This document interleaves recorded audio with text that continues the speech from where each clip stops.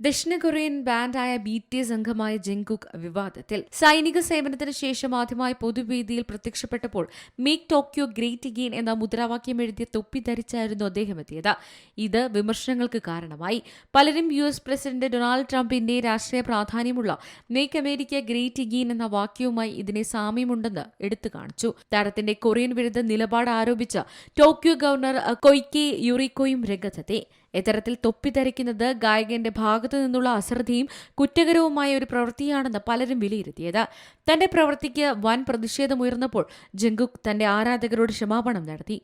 ആ വാക്യമുള്ള തൊപ്പി ധരിക്കുന്നതിന് മുമ്പ് അതിന്റെ ചരിത്രപരവും രാഷ്ട്രീയപരവുമായ പ്രാധാന്യം ശരിയായി തിരിച്ചറിയാൻ എനിക്ക് കഴിഞ്ഞില്ല. ഇതിൽ ഞാൻ അഗാധമായി ഖേദിക്കുന്നു. തൊപ്പി ഉടനടി നീക്കം ചെയ്യുമെന്ന് അദ്ദേഹം തന്റെ ആരാധകർക്ക് ഉറപ്പ് നൽകി.